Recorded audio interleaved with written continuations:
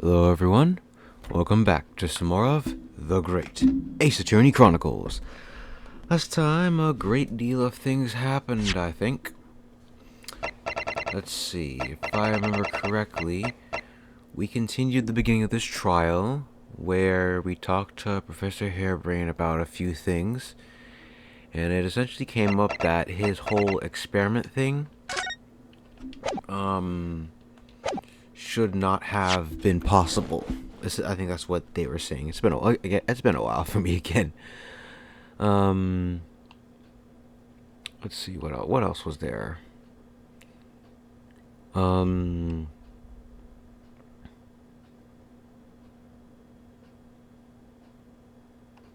see. Right. And then Van Zieks called in new witnesses that were up in the air at the time, and then we presented the green cloth saying that there was a balloon that exploded. But then Van Zieks said the balloon that exploded, it exploded because the point of materialization was shifted. And then Luna says,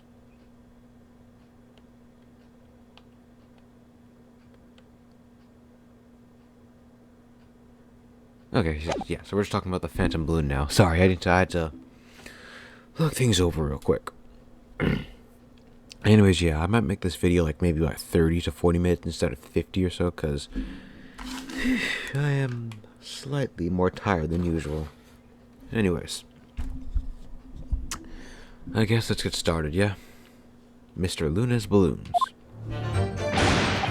As I said, Balthazar Luna is no liar. Every balloon I had in the sky landed safely. All three of my balloons were carrying passengers. If they fell into the ground in an esplosione, what a catastrophe. Well, I can't go away from the fact that a burned up bit of cloth was found at the scene, can ya? The coppers at the yard reckon it was probably some of the debris thrown from the explosion on the stage. This stupid ragazzo is mistaken. My balloons have the red and blue zigzag stripes anyway. Then this was a different balloon?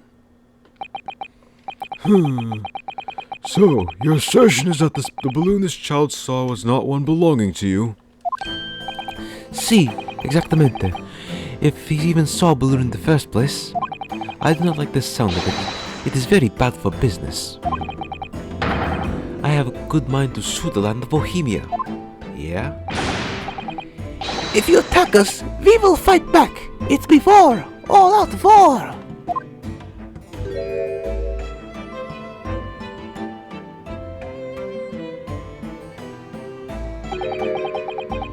What happened to all that war? Mr. Luna certainly doesn't appear to be lying. But that doesn't change the fact that the testimony and the evidence are contradictory here. If the defense isn't able to find any fault with the witnesses' statements, the court must consider them the truth. Think long and hard on that, my learned friend. The situation clearly has changed now. I have to get to the bottom of what happened here, no matter what it takes.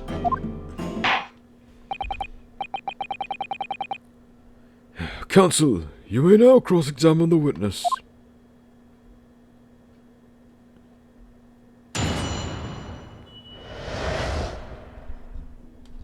Alright. Let's see where we go from here. 3 were carrying passengers. 3? We see 1 for Gotts, 1 for Gino. What about... Hold it! Who's in the last one? It would be quite a catastrophe if they fell to the ground for any reason, I think. On that note, Mr. Lune, tell me, what is it that keeps these balloons in the sky? Oh, great. Are you an idiota? Sorry? That is like asking why does a candle burn bright? It burns bright because it burns bright. And the balloon flies because it flies. What else? Huh. Must be Italian for I don't know. There are two types of flying balloons. Hot air balloons and gas balloons. Hot air balloons work on the principle of hot air being less dense than cold air. Whereas gas balloons derive their lift by using a gas that is lighter than air. See, and my balloons are filled with the magic gas, I believe. Hydrogen, lighter than air, but highly explosive. That's why they use helium now, I think. Good lord! I do not permit the smoking of the cigarettes in any of my balloons. The magic gas does not like fire.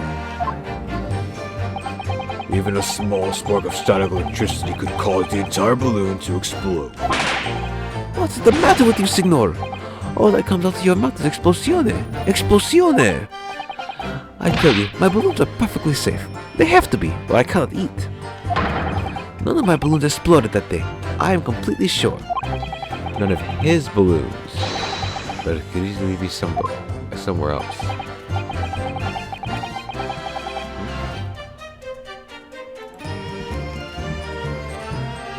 I thought I heard something there.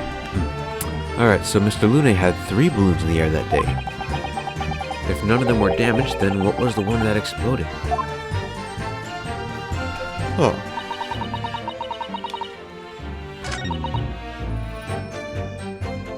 Probably some debris.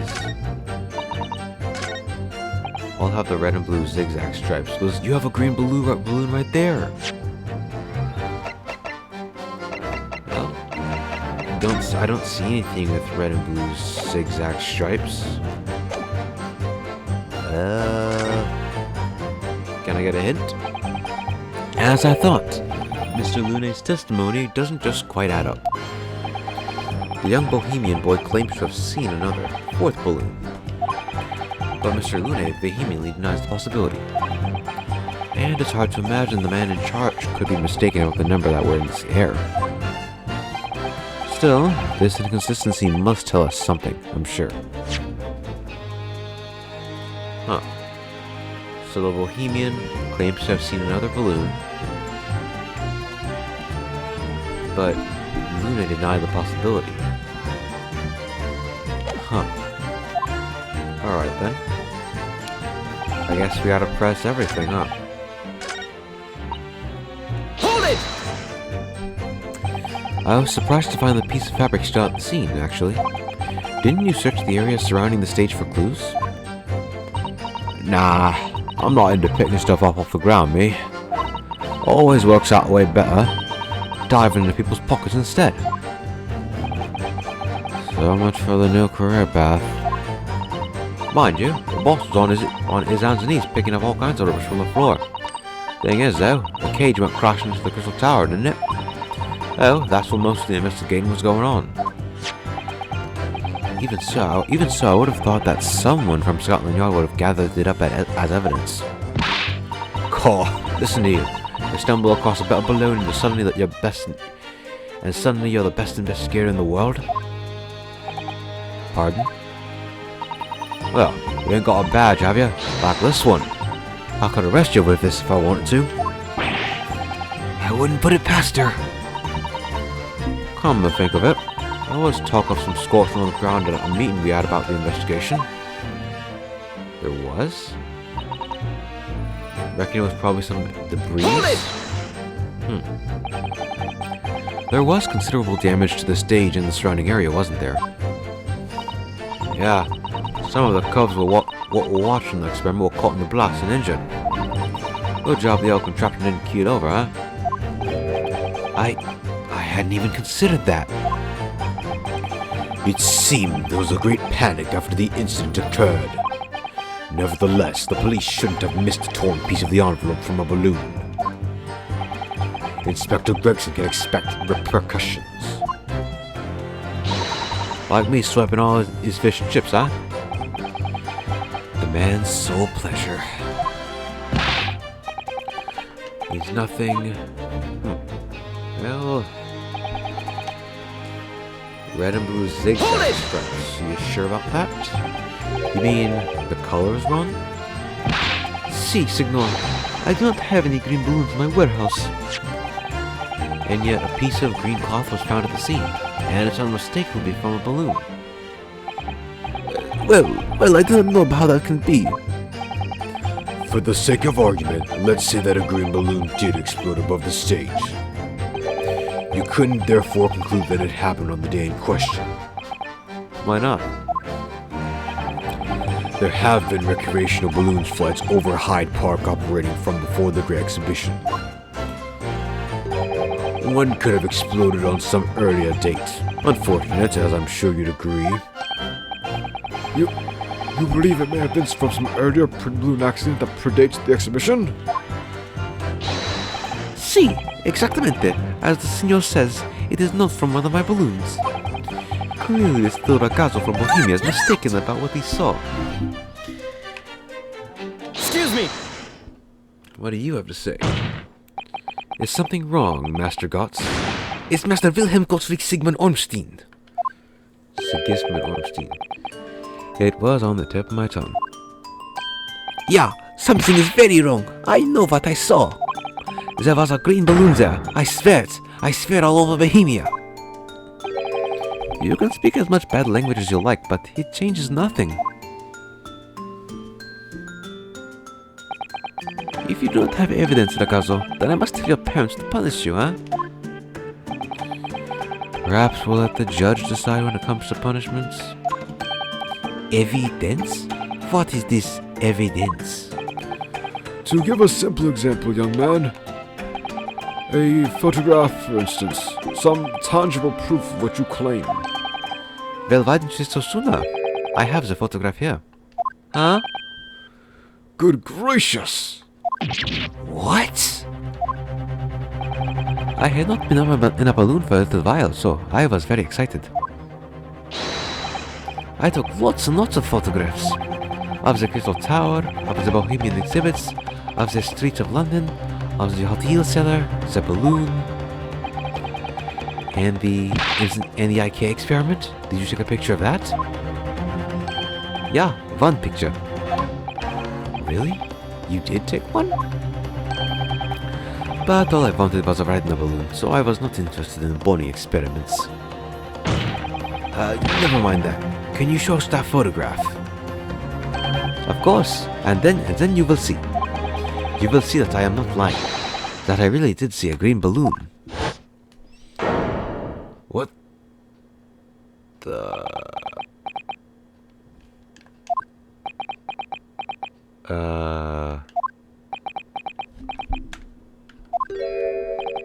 Well, I see you're all too shocked to speak. Yes, I think shocked is indeed the word, young man. Yeah, perhaps you cannot see that there was a green balloon from this photograph, but that's not my fault. That is the fault of the stupid person who made the camera. Is that A with the U?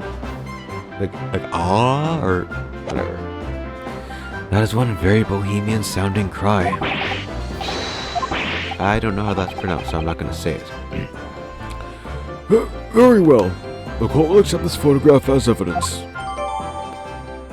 Alright. This must have been like moments before, huh? Let's see here. Let me actually look at the photograph for a second. So that's like here's the experiment, yes. And then a flash of light came and hit the balloon, I guess, made it explode. Oh wait, that's... Okay, I know what that is. Right, okay. Well, never mind. I'm sure you have plenty wonderful sepia memories to take home with you. In any case, when exactly did you take that photograph? Well, it was on the day of the big explosion. You don't say. When I pressed the shutter release, there was this very loud bang, and the hot wind rushed over my face. You're lucky to have the shutter, then your face must have been burned off. You would have been burned off if not. That means this photograph was taken a split second before the explosion occurred. Well, If you ask me, this black and white photograph changes nothing. I could not give the flying fig. Lovely language I've picked up. Ah. As I thought, Mr. Luna's testimony just doesn't quite add up, which, okay, we already saw this. So what I'm thinking is that this... Because if you recall, next to the green balloon piece, we found the crossbow. So it's possible someone could have just shot an arrow towards the balloon, and it was empty.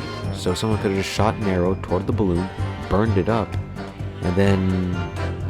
Well, that doesn't explain how the instantaneous kinesis machine got one place... it doesn't explain how the body got from one place to the other, but... Well, it's better than nothing, right? Let me see what we can do here. Alright,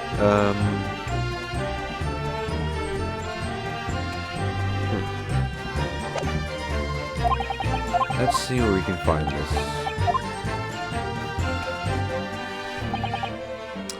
No liar. All three of my balloons were carrying passengers if they fell to the ground in a catastrophe. Well, obviously, there was a fourth one here. Objection! So, we all know that's not true. Unfortunately, the photograph Master Gotts took can't tell us the color of the balloon. But it can tell us something else. Something crucially important. What? It shows us that the pictured balloon wasn't carrying any passengers. Oh, my goodness, you're right. But surely all the balloons would have been carrying passengers. There would be no sense in it otherwise. See, they are for pleasure, for seeing the view. My balloons only fly with passengers. Which tells us that the pictured balloon isn't one of them. So, when the incident had occurred that day, there was a fourth balloon in the skies above the experimentation stage. The mysterious green balloon. I know nothing, Yente. I can only tell you one thing. If this balloon was not carrying passengers, then it was not one of mine. Yeah, the zigzag pattern. Objection! There are illegal tradesmen everywhere you care to look. Clearly, one such entrepreneur decided to capitalize on the opportunity presented by the Great Exhibition, and managed to operate balloon flights on Mr. Luna's patch without him realizing. See, the competizione trying to steal my profits. I did not notice because of the experimento that went on wrong on the stage. This fourth balloon exploded at the very same moment Mr. Asman was beamed from the stage below. Right, so, them scraps that fell to the ground alpha, and left them scorch marks, they didn't come from the stage at all. It was bits of the balloon raining down. But, cause no one was in it, it didn't get no attention. A mysterious fourth balloon carrying no passengers, silently floating over the experimentation stage. Objection! This photograph shows us nothing more. A stray balloon carrying no one and operated by some rogue trader. Clearly it has nothing to do with the case. Its relevance does elude me, I must say. The court has seen sufficient evidence and heard ample testimony already. The prosecution calls for this trial to be concluded. And no one's paying attention? Okay. Really? Have we really got to the truth yet? No. I can't let this opportunity slip away. The jurors' minds are made up, and not in our favor. What else can this photograph tell us? Is there nothing more we can learn from it? Obviously there's more! Objection! Ladies and gentlemen of the jury, wait. Please don't give your decisions yet. The photograph from Master Gotts may well be hiding one more vital clue. What's that? A vital clue? Objection! We're well past the point of mere possibilities. It is time for definitives now. So, tell the court. What exactly does this alleged clue in the photograph prove? More than likely the cause of the explosion. I mean, we saw the white line thing, so we can reasonably assume that the pictured balloon was destroyed in the searing heat of the explosion. Yeah, that's right. Yeah, it was not my fault. Evidently, because the birdcage from the kinesis machine materialized in the sky where it had been flying, and the balloon, being filled with flammable hydrogen, instantly and explosively ignited. Objection! No, that's not what happened. What? It would appear that this photograph requires closer examination. Counsel for the defense, you will highlight the location of this alleged clue in the photograph for the court. Of course, my lord. Alright. If you look closely, it's plain enough to see. It's plain enough to see from at first glance. It's right in the middle. This little thing. Take that! The timing of this photograph can only be described as miraculous. If you look, you'll notice there's a bright white line that appears to point directly at the balloon. Most likely a ray of light caught incidentally on the film. Random ray of light? Okay. I'm afraid I can see nothing of the sort. If you look with a magnifying glass, my lord, it becomes clear what the nature of this bright line really is. Goodness, what is that? Undeniably some flash of light, yes. Oh, Cordy, do you think it might be lightning? But it couldn't have been a final day. I believe we may well be looking at fire. A bolt of fire heading straight for a balloon, like an arrow. Indeed, even to my aging eyes, it would appear to be a flame of some sort. My word! Are you suggesting this flame struck the hydrogen gas that filled the balloon? Objection! That's absurd. The balloon would have been 60 feet above the ground at the time. No flame could possibly have reached such a height. Objection! Actually, it's my opinion that a particular piece of evidence found at the scene reveals how that is exactly what did happen. What evidence? If such evidence exists, counsel, then for goodness sakes present it, man. Which evidence explains this mysterious streak of flame that appears to be headed directly for the balloon? Easy. The crossbow. Take that! This was found hidden at the foot of a small ornamental tree near the scene. Good lord! Is that a crossbow? An arrow dipped in oil and set alight could have been shot from this weapon, sending a flaming arrow straight into the hydrogen-filled balloon. Are you suggesting that crossbow was used to deliberately? Blimey, you're right. That streak of light in the photo does look just like an arrow, doesn't it? Then the explosion of the balloon. It was. Very likely the result of a flaming arrow from this crossbow igniting the hydrogen gas inside it. No!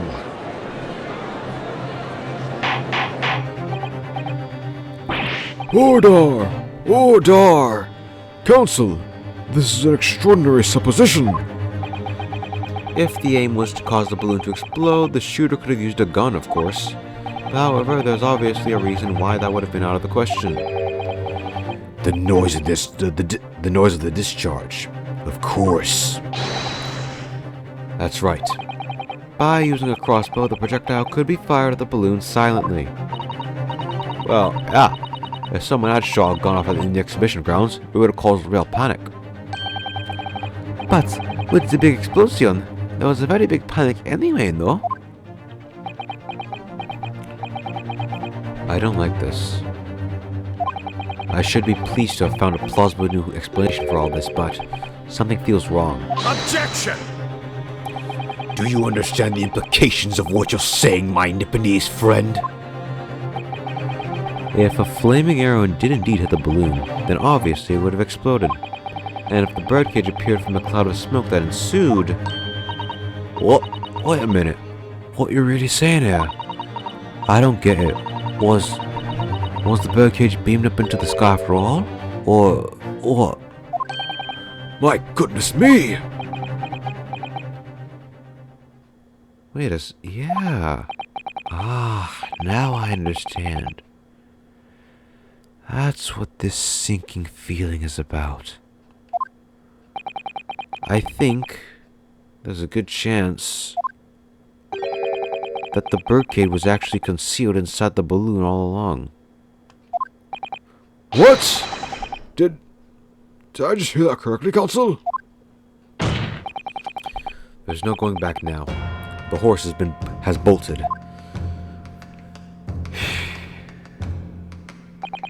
Let's assume, as I said, that the birdcage was hidden inside the green balloon from the start. On stage, when the experiment was started, the birdcage in the instantaneous kinesis machine disappeared in a cloud of smoke. At that moment, the flaming arrow was fired from the ground, causing the green balloon to explode and drawing the attention of some of the spectators to the sky above their heads, where the birdcage would come out and crash into the crystal tower, making it look like... But then that means the machine didn't work. Then that means... If this explanation is plausible, then that means his whole thing didn't work. That means... Oh... I think you will all agree that it's entirely plausible that what I've just described is the real truth behind the miraculous experiment carried out that day.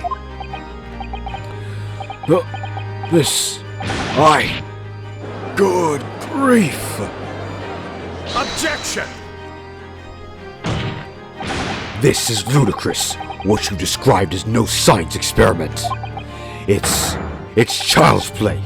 A contemptible display of stage magic. Both Mr. Sholmes and Iris said that the experiment was a scientific impossibility, in which case this is the only way to explain what happened that day. And in any case, the victim's body was found inside the birdcage in the crystal tower. If the instantaneous kinesis machine didn't take place, how do you explain that?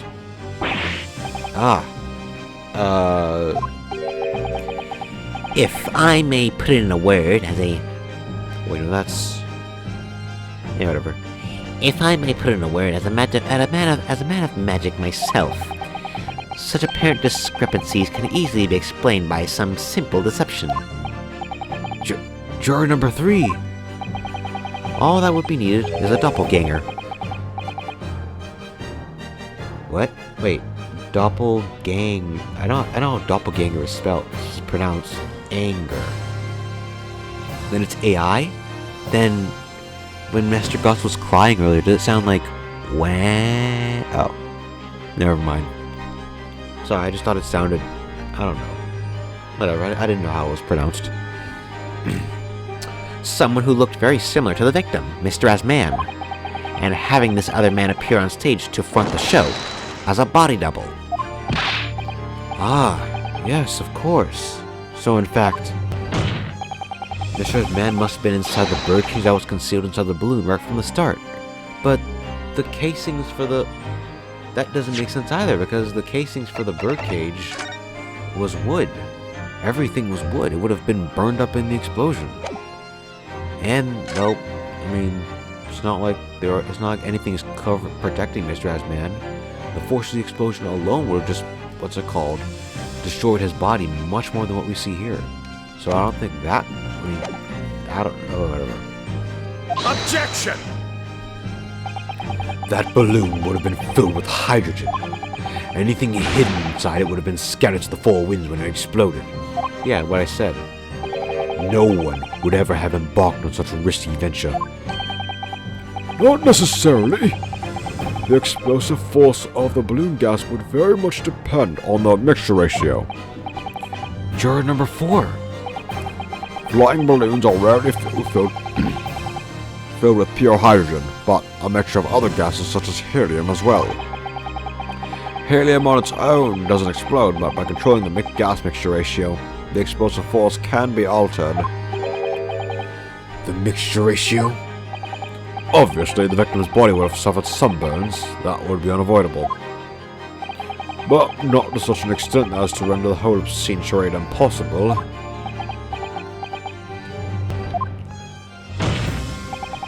So everything that happened can be explained, logically and scientifically. Literally, as Odie as man was in the balloon, then balloon, which was the mixture ratio, was safe. But he had a body double on stage. That way, the crossbow bolt was shot, explode the balloon.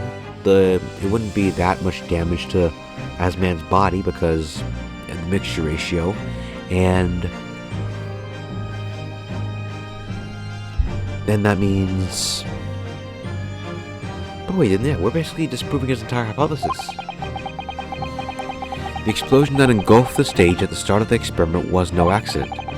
It was all part of an elaborate deception to make it appear as though instantaneous kinesis had occurred. Well, goodness me!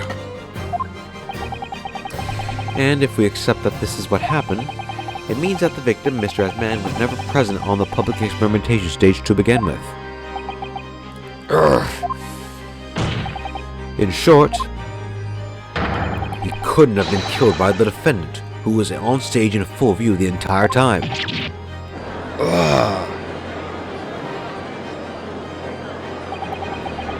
This will be very hard for the prosecution to counter.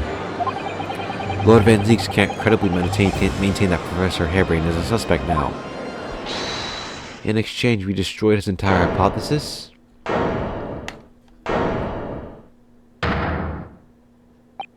Mr. Naruhodo, I appreciate your efforts. Thank you. Professor? But you can stop now. Just keep your mouth shut, please. Sorry? What's all this about, Mr. Harebrained?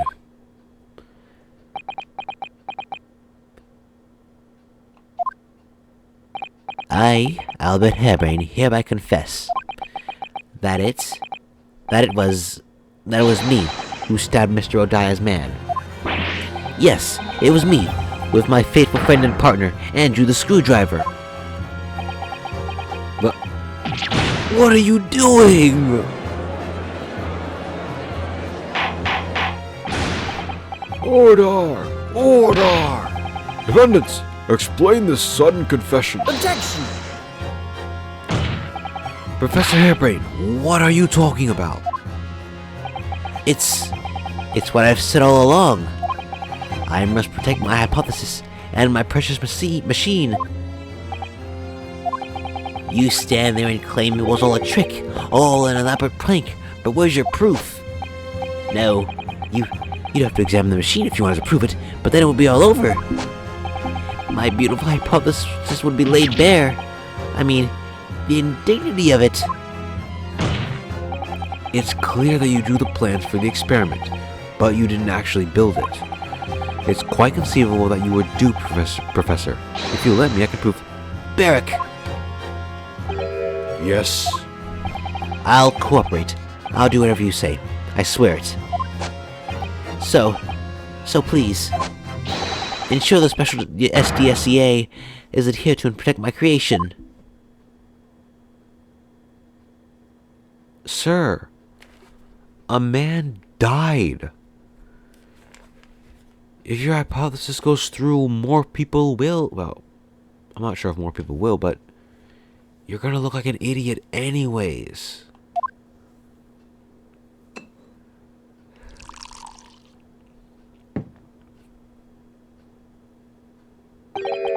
Pray, forgive the discourtesy of filling my hollow chalice at this critical juncture.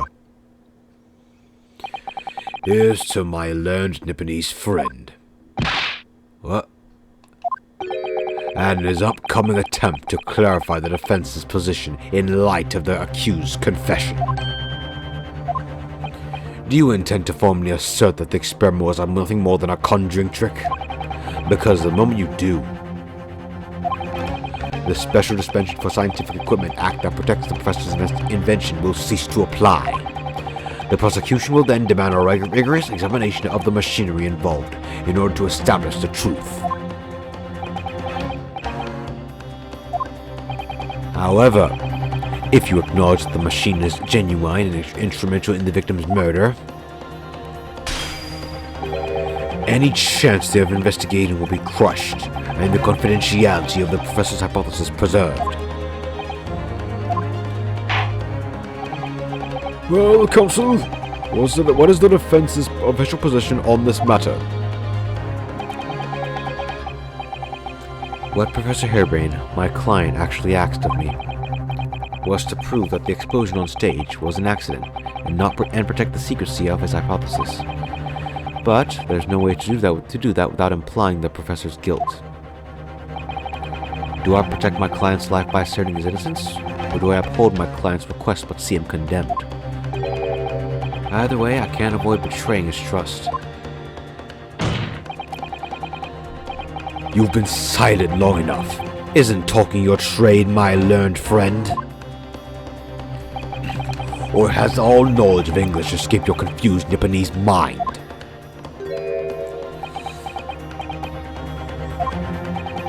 Mr. Naruhodo, There's no escape here. I have to make a choice, but it's an impossible one. I have to give up on something, but what? The defense asserts that the defendant's instantaneous kinesis machine was, in fact, it's a trick. I mean, okay, let's face it. Instantaneous kinesis could not have occurred at this time. It had to have been a trick, literally. Sorry, Harebrain, but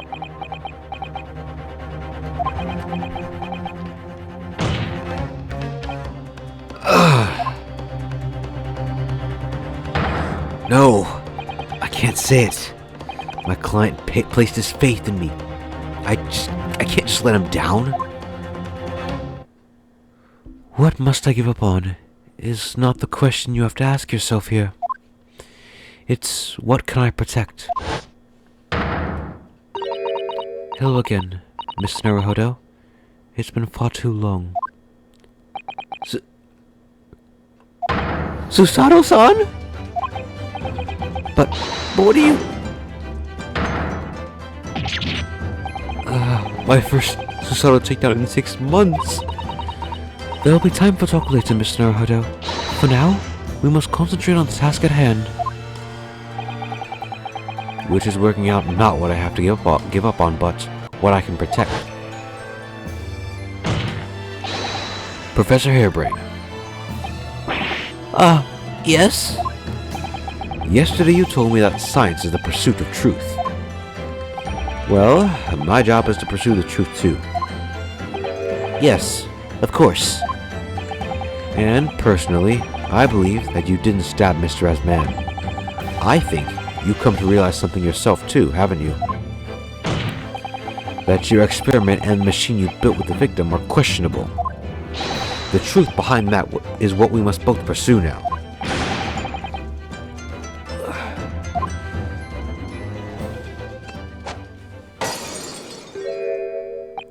So, you finally opened your eyes.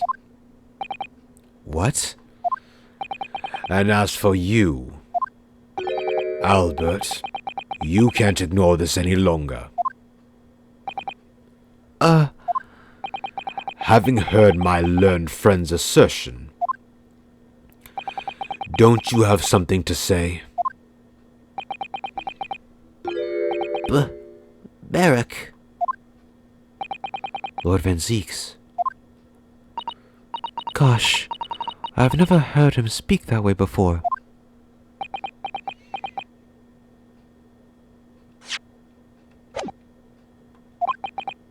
In truth, there is one thing.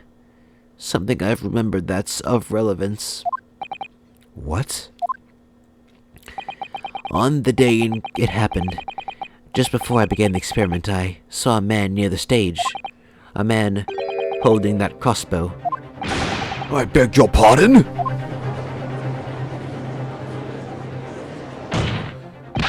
Professor! Did the man have any distinguishing features? What did he look like? Taller than me, and thinner than me, with straight hair, straighter and whiter than mine. Let me see, one less lens than me too, a monocle, a rather stylish black monocle. But one thing in particular will help to positively identify the man. You see, I know him very well. After all, he's the engineer who built my invention. What? He built the machine? That's right. Mr. Asman introduced him to me a year ago. He's a man by the name of Enoch Drebber. Enoch! Drebber? Does this name mean something? Members of the jury seem flustered. Not a name any scientist wishes to hear. That man is an abomination. Not a name any conjurer wishes to hear either. Who on earth is he? I'm afraid this isn't the first tale of this nature that I've heard in scientific circles in connection with that name. There's talk of other flamboyant experiments that turn out to be nothing but stage trickery in the end. Obviously, the rascal's after the government's research grant money. When magicians are in need of money, I have heard of them resorting to these underhand tactics. Some acquaintances of mine with experience of such things have mentioned Enoch Drebber's name before. The man is both an engineer and a magician. Yes, we're dealing with an unparalleled confidence trickster here. That's Enoch Drebber for you.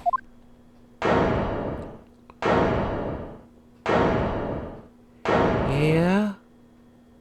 A certified scammer? Built the machine?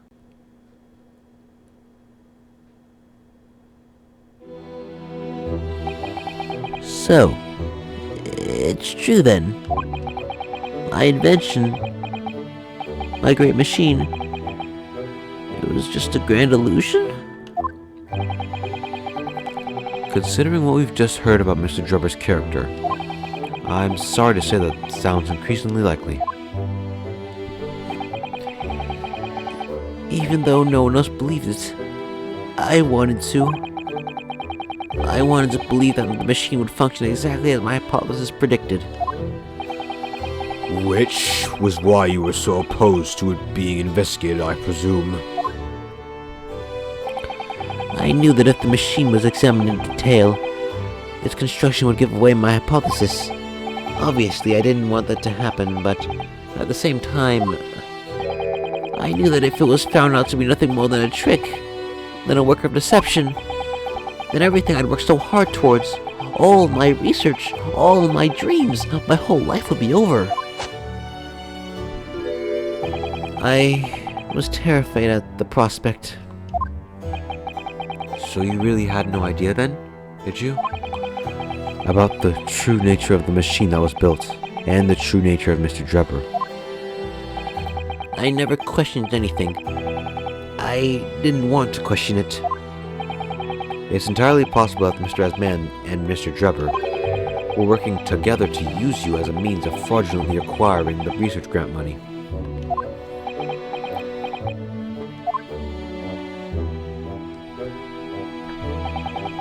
When I announced my invention to the crowds that day, it was the finest moment of my career.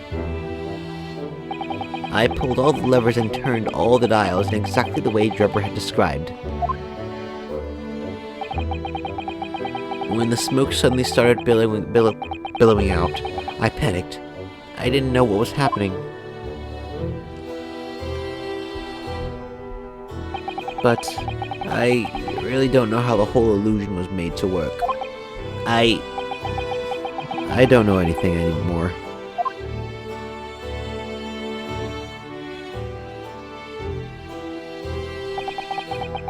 Let me confirm one final point with you, Professor. Do you now consent to the prosecution submitting the necessary paperwork to release your invention from the protection afforded by the SDSCA?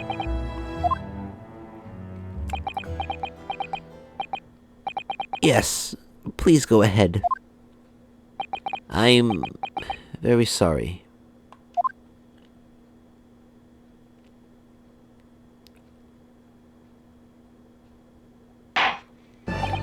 It would appear that we shall have to suspend proceedings for the remainder of the day now. Lord Van Zeeks, My lord. the court has newly been made aware of another party whose involvement in this matter is critical.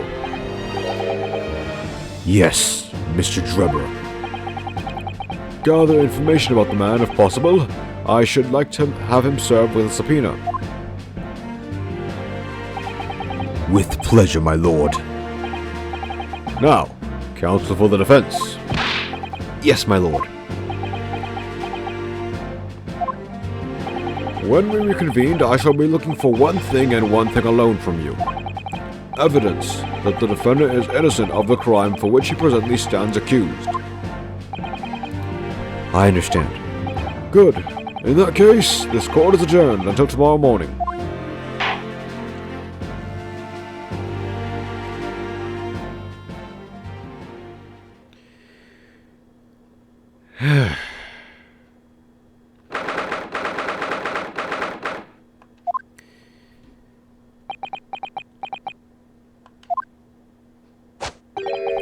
Mr. Naruhodo, Yes? I'm so sorry. I was wrong. You were right. I tricked you. You trusted me. I dragged you into my mess. Oh, how did it ever come to this? I'm so sorry.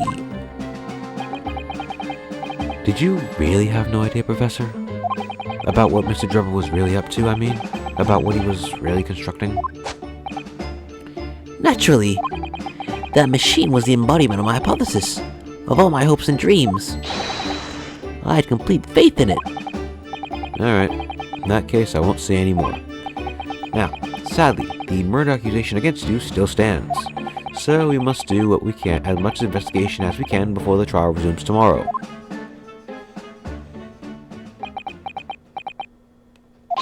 Well, thank you for doing so much for me. Alrighty then. I'm so sorry for arriving late this morning, Mr. Naruhodo. Arriving late? Didn't you receive my postcard? I wanted to let you know when I'd arrive. Postcard? What postcard? I hid it from you, Runo, so it would be a surprise. Yeah? Well, did it work? Oh, I was surprised, alright. Especially when she threw me to the ground. Oh dear, I'm so sorry. I was just so happy to see you again that it sort of slipped out. Yes, a literal flip slipped out. Maybe we should stick to more traditional displays of emotion in the future. Susie's train was late into London Victoria this morning, you see. But we made the coachman really whip the horses hard so she didn't miss the whole trial. I was watching from the gallery for a while, but in the end, I'm afraid I couldn't contain myself. Well, I'm glad you didn't. Oh, Having you at my side in court gives me the strength I need to win. So, I'm, delighted to see you back in London. oh, you're too kind, Mr. Naruhodo. I'm delighted to be here. I hope I can continue to be of service to you. Of course. So, what's brought you back? Did Professor Megatoba not protest? Let's save all that conversation for when we're back at home, shall we? You know, I've made one of my most special blends ever for this special occasion. Oh, Iris, how wonderful. I can't wait.